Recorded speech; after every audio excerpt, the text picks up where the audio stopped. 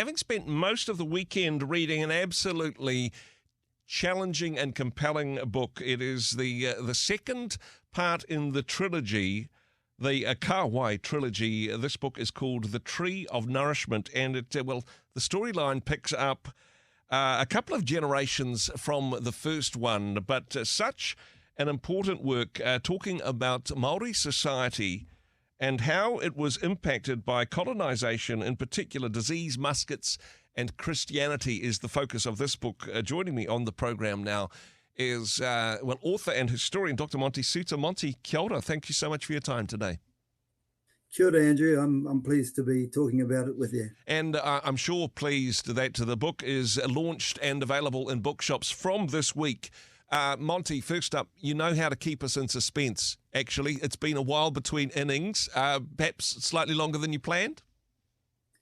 Yes, not my fault, really. I came last year, I had some major obstacles in my way, almost as if I was being prevented from putting this book out, I thought. Wow. But I got through those challenges, and the book's here, and I think at the end of the day, people are just pleased that I got it out. Exactly. And look, worth the wait, in my opinion. And we were saying off here beforehand, we'll get to this a little bit later. Perhaps this is the season that we need to hear this message. Now, this is your second novel. The first one, bestseller. I think it was in the top of the list for about half a year, actually. No pressure, but what do you do for an encore after that, Monty? Bit of pressure with the second book to meet people's expectations? Certainly. How do you repeat something that you did so well? But at the end of the day, I believe there's something else behind these books, and it'll look after itself. Yeah, no, certainly looking at the New Zealand history from a Māori worldview, and in particular, as I say, looking at the period where Māori were beginning to engage with either Europeans or the impact of European colonisation, disease, muskets and Christianity, all of which, from different perspectives, had a devastating impact on local people. But, as a historian, Monty, how much is factual and how much of it is fictional? How do you get the balance right there? Well, the second book, it's been more challenging because there's historical sources around for this period that I've written about, pretty much 1818 to 1840. And, people can go and check those sources. So I've got to tell a story that rings true to the facts now. So pretty much everything that happens in this novel occurred in the area that's been talked about. I might have coloured it up a bit, or in bringing out the characters, done a bit more to the story than the actual facts state. But it's pretty much in line with what happened and how we got to 1840 in that period. So the people are real, the places are real. Is this based on oral traditions from your people? Yes, it's based on oral traditions and recorded material that exists in land court minute books and early diaries and journals that were written pre-1840. So all the places exist. It's just that I changed the names slightly so the people who are from this area know exactly where I'm talking about. Yeah. I was just trying to make it more... I was skewing it for others because I didn't want people rushing off to these places to find them. Oh, no, yeah, keep some local secrets, which is fantastic. And I love the way you've done this, actually, because, yes, there is a bit already written about this period of New Zealand's history, but almost all of it from a Pākehā, from a coloniser's perspective, I suppose. And having the Te Ao Māori perspective, yes, it's part of oral tradition, but putting this in an accessible format where people can engage with this part of our nation's history, so important to be doing that. Yes, well, that's the greatest challenge was for me to write the whole story from a Māori perspective, and you'll notice, you having read it, that there are Europeans who are in the story, but it's not. They're almost like cardboard characters Yep. that are being observed by the the indigenous people of the time. So that was a great challenge, but I always wanted to do that because there's a lot of material out there from European perspectives about that period of our history, but nothing that really brings to life how Māori might have seen, things like the first technologies that came, the Yep. muskets and other things. How did they see those things when they were totally new to them? No, it really is eye-opening. There's a part that you mention in the epilogue of the book, and I love the way that this is a story told from the point of view of a young Māori man hearing the story of his people and the places that his that he whakapapas from, hearing that from one of the elders in his tribe. And there's a point where in the epilogue where he says, wouldn't it be great to be able to travel back in time to see the events that unfolded in this place? Monty, I'd just like to say that your book has given us that it is very compelling and engaging, and it really does take you back into situations in the imagination and really brings us part of the emotional and spiritual journey that these people went through. Oh, thanks, Andrew. I appreciate that. Funnily enough, I've been invited by some screenwriters to talk to them about how you create worlds for the screen. Wow. I'm writing in books, but they've read it and want to know, get ideas from me on how I actually did that. And sometimes I look at what I've written and I don't know how I did it. You'd be sitting in front of the laptop sometimes, and this stuff just it's like a download you get, and you're able to put it down. For your listeners, they have to know that the author is a Christian. Yes. And I don't start a day writing without prayer. Yeah. So I have to credit a lot of the source inspiration, to the Holy Spirit. That's what I believe. And spiritual themes, throughout the series so far, but also, I suppose, importantly, Christianity was something foreign to most of the characters in this book. That it was another new outside thing which threatened the culture and way of life of the Māori people. So although you're coming at it from a positive view of Christianity, it's not the case for all of the characters in the book. No, and you've got to realise that for up until 1833, Māori in this particular story had never heard of anything to do with Christianity, and it was a challenge to their belief system when it did arrive. And I always believed that from 1833 to 1840, you went from no Māori Christians on the whole of the East Coast. Yep. And I'm talking from Masterton right up to Tauranga. And then within the space of a few years, 90% at the time of the signing of the treaty were born-again Christians. That has got to be the greatest move of the Holy Spirit on this country ever. And I wanted to mark that. And so I wrote the first book to show what Māori society was like before the first Europeans arrived. Mm-hmm.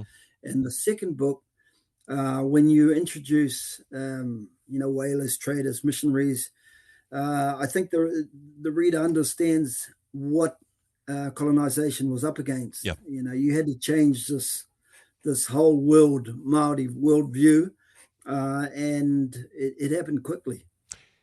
Something which you and I have chatted about beforehand is that, there is a view out there among some people that colonisation and the impact of Christianity on Māori culture and tikanga has been very negative. This is an example of the negative outcomes of colonisation for Māori people. In this book, you are pushing back against that narrative to an extent. Yes, not all characters accept the faith, but there will be some people, as there were with the first book, actually, with your depiction of of cannibalism, but there will be some people that go, well, that's not my understanding of how it was like for my ancestors. Are you expecting a bit of pushback on this one as well, Monty? Well, yeah, I agree. I was expecting pushback with the first one, but I didn't get it. And maybe I'll get it for the second one. But people know I'm a historian, and I can produce the facts for what I've written. Yes. But I did convey the story. Not everybody accepted Christianity. Yes. But from the stories I've heard and what my old people have told me is that colonisation had some good things about it. Mm-hmm. And they were ready to accept those things. Not all of it was bad. That's not to deny that there's some bad stuff happened. So I really am trying to present a story as I understand it and know it. I'm not going to skew it in any way. I'm just going to deliver it as to how I've been taught it. The same way I did with the first book. Yep. People would have been surprised to see some of the stuff that came out in that. But I'm trying to give a balanced account of the past. And I think for those who did accept Christianity, Māori, I think it was real. It was unfeigned. Mm-hmm. And, to move them from where they were in their beliefs, that's a matter of the heart. You can't hold to that through generations unless something's changed you inside. This book also, I think, brings some wonderful understanding to some of the influences on the minds and even the wairua of Māori when it came to the signing of Te Treaty and what had changed in their culture and their society, some of the things that they'd gone through as people in the build-up to that period of time, in the generations preceding. Do you believe that this understanding of who the people were and what motivated them at the time of the signing is helpful as we attempt to get our heads around the principles of Te Treaty today? I tried to give context to the signing of the treaty on our coast, and that's why you've got a 20-year period before the signing to understand just what might have been in the minds of the people at the time that it came. It's ironic that when I wrote the manuscript for this book, that was before we had a change of government. Yeah. So I was not to know that the coalition government was going to focus on the treaty and the treaty principles. It's a bit like the first book. I didn't realize that people were at a point in time where they were really interested and hungry for our early history. Mm-hmm. And, to see now that we're about to go into, a debate about the treaty, and here I've written this thing. It's, I often think it's, this is not me that's doing this, that's setting this all up. You really do have to wonder. But I think I've tried to convey that in 1840 for the signing, at least for our people, that it was a covenant. Mm-hmm. And they understood the Bible very well by 1840. Yep. And that when the Reverend William Williams presented the treaty to our people, they understood, okay, this is an agreement between the Crown, Māori, and God watching over. Mm. And if you think about their acceptance of Christianity, they weren't about to break any covenant that they were agreeing to. And, that's what I'm reminded of down through the years, through my own family's oral traditions, that we adhere to the treaty because of the covenant that was signed back in 1840, regardless of the other party, the Crown, what it does. We have to be true because to break a covenant in the Bible brings the wrath of God on you. Yeah. No, certainly. And hey, you were talking beforehand about some of the delays in getting the second book out. Maybe this book is coming out in the right season for such a time as this. For the title of the first one, this is the season we need to be having these conversations. Talking about the bigger picture of this in terms of writing, now, hey, no spoilers, this is the second book in the trilogy. I presume that you have an overall arc of where you're wanting the story to land, of where things are going in the final chapter.